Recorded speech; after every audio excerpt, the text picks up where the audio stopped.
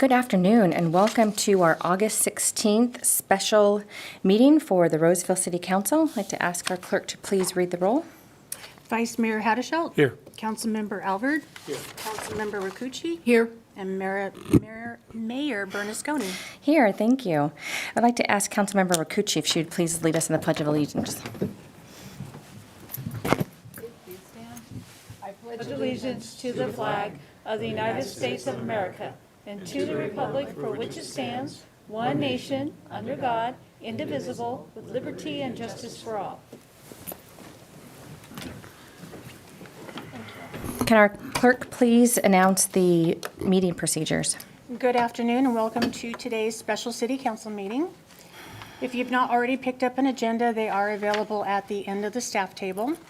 If you're here to speak to an item not on the agenda, you may do so under public comment with a 3-minute time limit. As a reminder, the Brown Act does not allow the City Council to take action on issues that are not listed on the agenda. If you wish to speak to the item appearing on today's agenda, you may stay within a 5-minute time limit. And if you are a member of the public in attendance, you may address the City Council at the podium. There is also a call-in option where comments can be made by calling 916-774-5353. Speaker time limits are monitored. When the lights on the podium blinks red, you will be asked to conclude your comments. And if you do address the City Council today, we would appreciate your name for the record. Thank you. We'll move into public comment. Now is the time for public comment. Is there anyone here today that would like to address the council on any item that's not on the agenda? We don't have anyone here in the chambers, and we do not have any phone calls. Thank you. So we'll close public comment, and we'll move into our only item of today, and that's item 6.1, emergency generation capacity for California Department of Water Resources, right of entry. Thank you, Mayor Bernasconi and council members. We're here before you today to request approval of two things. One is an agreement for a right of entry, and the other is an approval of a term sheet for a proposal that the California Department of Water Resources has given us. So with me today is Todd White to my immediate left and Bill Forsyth, both with the electric utility, and then Joe Mandel, as you know, with the city attorney's office.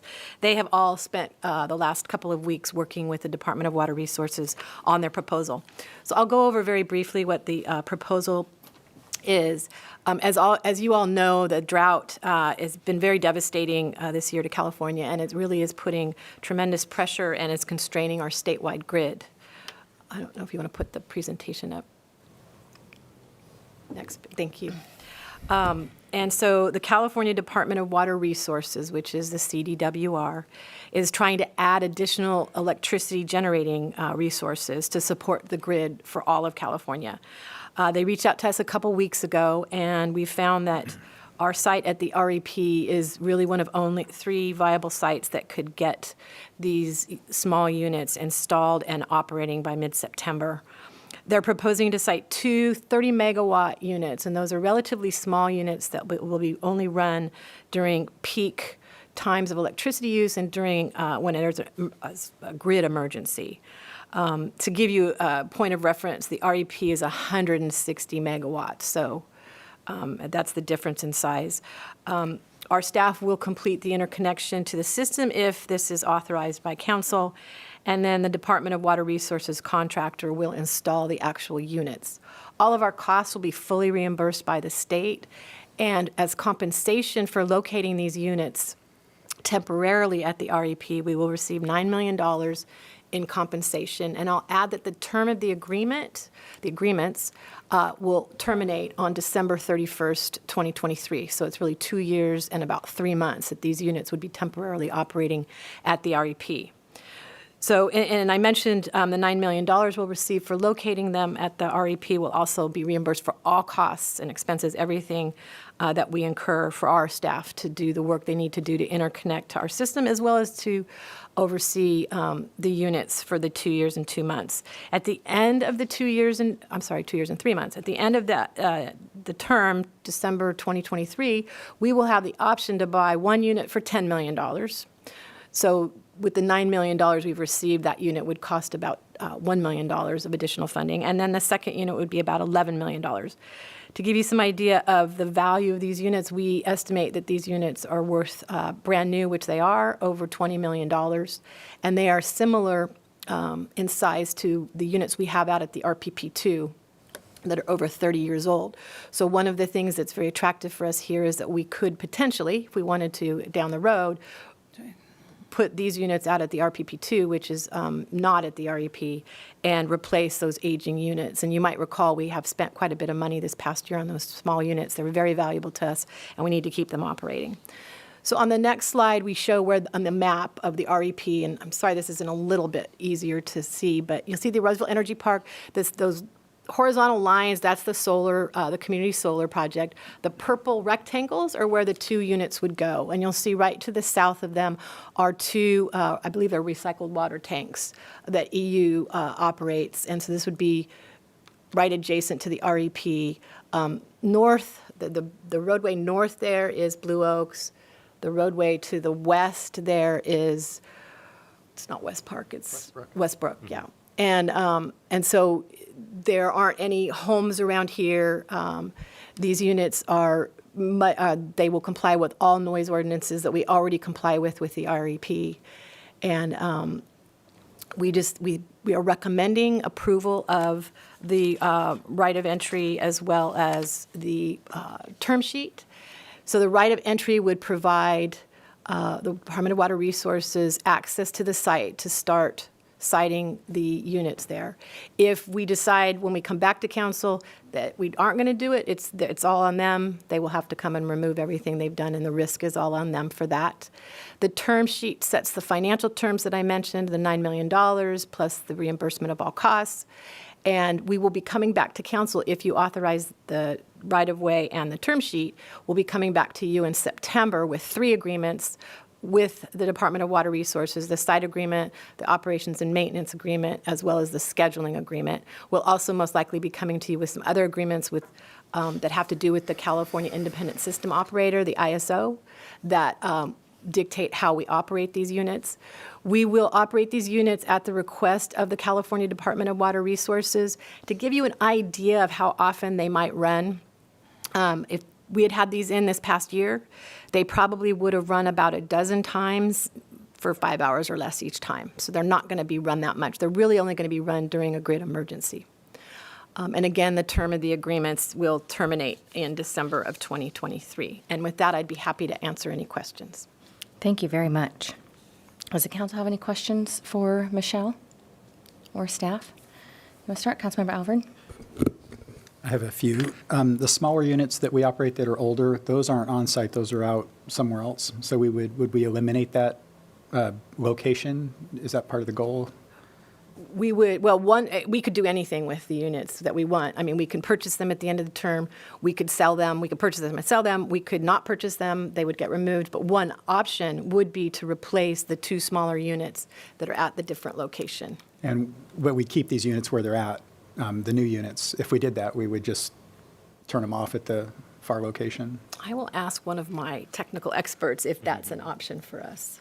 Well, so the agreement we have with EU is that they eventually want that site near the REP for additional recycled water tanks at some point in the future. So I'm in agreement with them through the term. These units come on trailers, so they're pretty easy. I mean, it's a power plant, so it's not super easy to move, but it's relatively easy to move. And so we could move one or both of them to the RPP2 site. We could look for some other land near the REP and move them to another spot out there. There's a lot of options that we can look at over the next couple of years. So they're temporary right now in that location. Got it. Why 10 million and 11 million? Why is there a price difference? Are they different types of units or? They're the same units. That was just the terms we negotiated. Yeah. Okay. An additional $1 million in avoided decommissioning administrative costs that we get in the contract regardless of whether they decommission one Applied to one of them, okay. What is the life of the units? At least 30 years. The 2 units we have are over 30 years old. And then the other question, I just wanted, I asked this question, and so I'm going to ask it because I think we ought to just say it publicly. So we have really reliable electricity in Roseville. Why are we worried about, why does the California Department want to put these here in Roseville? I think it has to do with we're not relying on outside sources as much. I think that's their goal as a state. Is that correct? Could you explain that piece of why they want to put these out there and why Roseville? Well, why Roseville is the site is ideal for many reasons, and it has mostly to do with infrastructure. It has to do with the availability of natural gas. It has to do with the infrastructure we already have out there that they can use.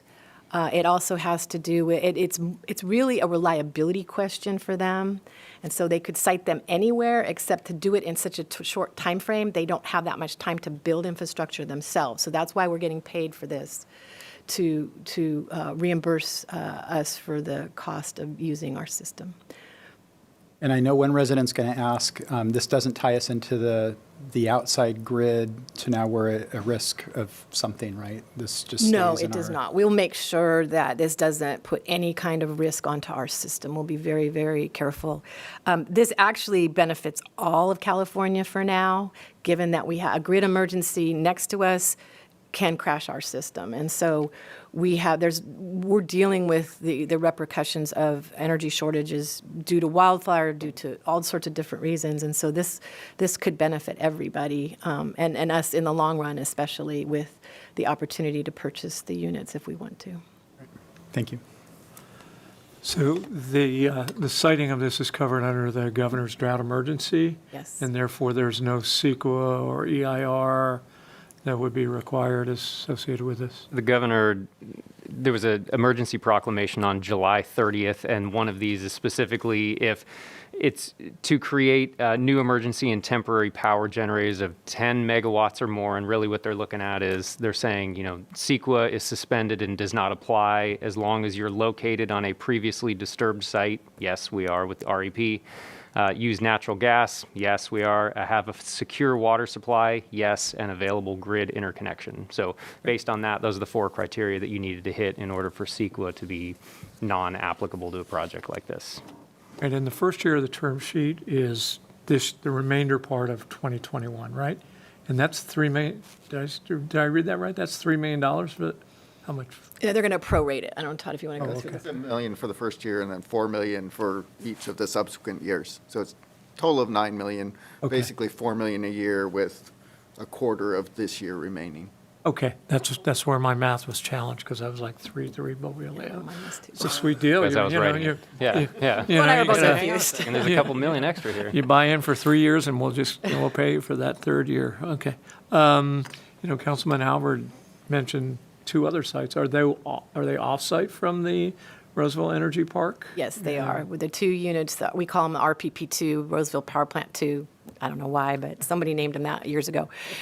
So they are located, what's the street they're on? They're not in Roseville City They're in, proper. They're in- NCC or? North of Wood Creek, if you went all the way up North Wood Creek until it dead ends, and is that Placer Ranch that will eventually be? Yeah. Is that the area? Yeah.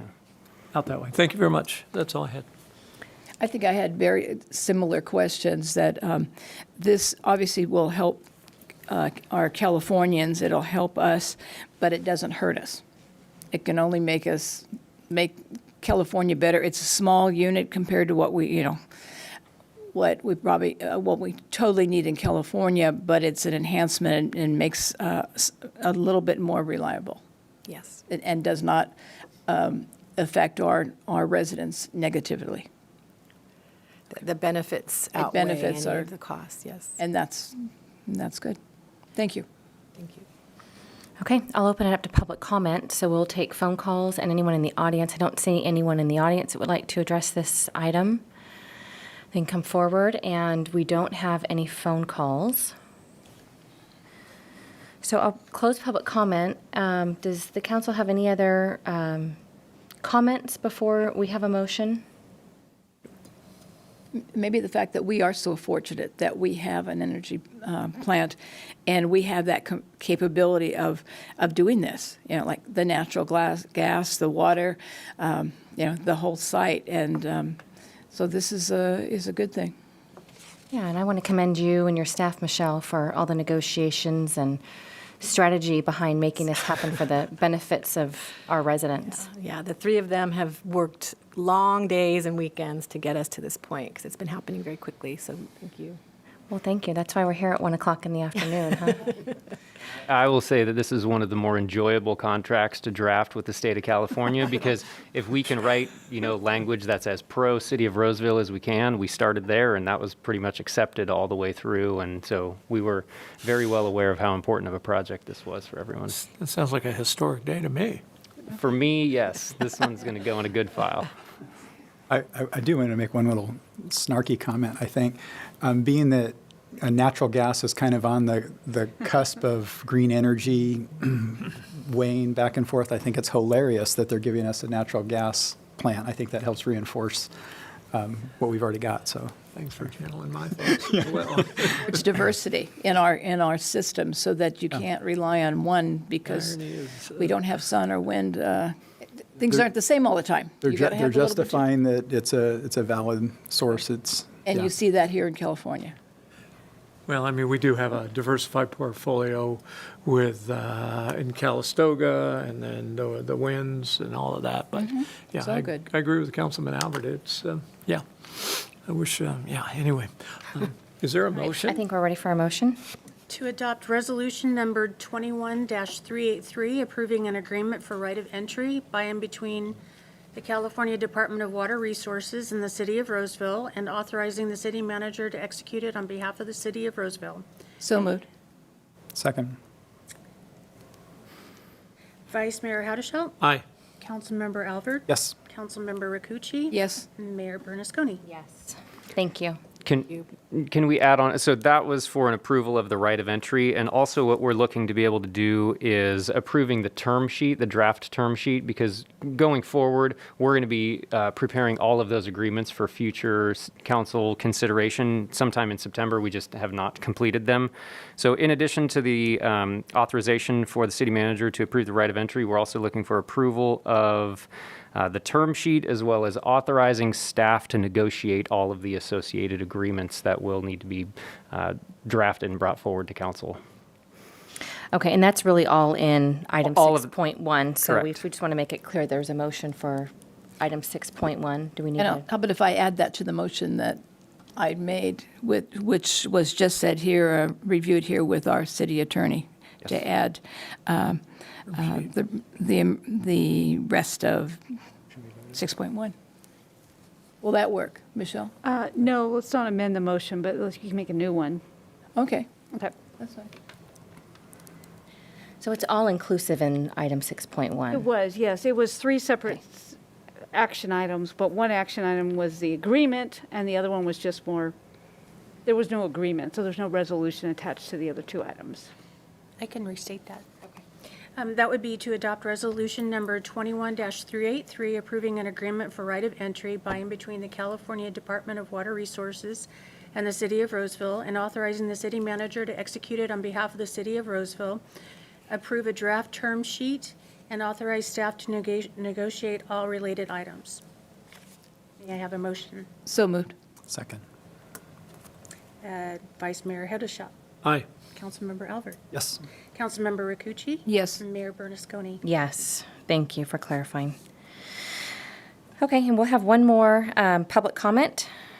So is there anyone, any member of the public that would like to address the city council on any item not on the agenda? I don't see anyone new in the audience, and we do not have any phone calls. So we'll close public comment, and we will adjourn this meeting, and we'll be back here in 2 days. We'll adjourn till August 18th. We have a motion for that? So moved. Consensus, all ayes? All ayes. Great, thank you.